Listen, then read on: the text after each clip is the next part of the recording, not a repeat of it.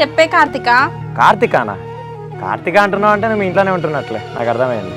సర్లే, బస్ స్టాండ్కి స్టార్ట్ అవుతున్నావా? ఇక స్టార్ట్ అవుతాను, ఇంకొక 5 minutes లో బస్ స్టాండ్ లో ఉంటా. సరే మరి, నేను కూడా బస్ స్టాండ్కి స్టార్ట్ అవుతున్నా, బస్ స్టాండ్లో కలుస్తాను. Okay bye.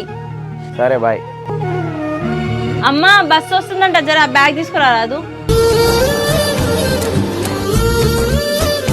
బాయ్ అమ్మా. బాయ్ అన్న. అమ్మా చెల్లెకైతే నువ్వు ఏం పనులు చెప్పకే, దానికి డబ్బులు కావాలంటే ఇచ్చేసాయి. బిడ్డ మరీ చెల్లెని గౌరవంగా చేస్తాను నువ్వు. రేపు అత్తగారింటి వెనక పని చేయకుండా తప్పుద్దా? అమ్మా నా తల తాకెట్టు పెట్టైనా పర్లేదు, చెల్లె ఇంట్లో ఉన్న రోజులు దానికి ఏ కష్టం రాకుండా చూసుకుంటా. బిడ్డ ఇంటి కొరకని చెల్లె కొరకని ఎన్నో అప్పులు చేస్తాను, నీకు వచ్చే జీతం వడ్డీలు వస్తుంది సరిపోతలేదు. ఇట్లా చేస్తే ఎట్లా బిడ్డ మరి? నువ్వేం రంది పడకమ్మా, నేను ఉన్న రోజులు చెల్లెకు నీకు ఏ కష్టం రాకుండా చూసుకుంటా. హాయ్ కావ్య.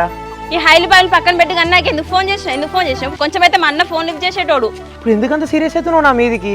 ఏదో నార్మల్గా నువ్వు కాలేజ్కి స్టార్ట్ అయినా లేదా అని చెప్పేసి కాల్ చేసిన. ఇగో బాబు, నీకో దండం, నాకు మెసేజ్ చేయకు, కాల్ చేయకు. ఒకవేళ బస్సు గురించి తెలుసుకోవాలంటే నేనే నీకు ఫోన్ చేస్తా. సర్లే, ఏదో క్యాజువల్గా కాల్ చేసిన, నువ్వు ఇట్లా రియాక్ట్ అవుతావో నాకు తెలియదు. నువ్వు అన్నట్టు పనిసార్లు కాల్స్ కానీ మెసేజ్ కానీ ఏం చేయనులే. అమ్మో నాకు టెన్షన్ అవుతుంది. మా అన్న గురించి నీకు తెలియదు కార్తీక్, నా నంబర్ డిలీట్ చేయి నీ ఫోన్ నుంచి. నెంబర్ డిలీట్ చేయడం ఎందుకు కావ్య? సర్లే, ఇట్లా చెప్పినావు కదా, పనిసార్లు కాల్స్ అండ్ మెసేజ్ ఏం చేయనులే. లేదు, నా నంబర్ నీ ఫోన్లో ఉన్నాను అనుకో, నీకు కాల్ చేయాలి మెసేజ్ చేయాలని అనిపిస్తుంది. అవసరం లేదు, డిలీట్ చేయి కార్తీక్. అరే నేను చేయనని చెప్తున్నా కదా, ఒకవేళ నెక్స్ట్ టైం చేసిండే అనుకో, నువ్వు డైరెక్ట్ నా నెంబరే బ్లాక్ చేసాయి. అమ్మా ఇంకా నీ నంబర్ అమ్మాయి పేరుతో కార్తీక అని చెప్పి సేవ్ చేసుకున్నా. ఒకవేళ మా అన్న లివ్ చేసి ఉండే నా పని అవుట్.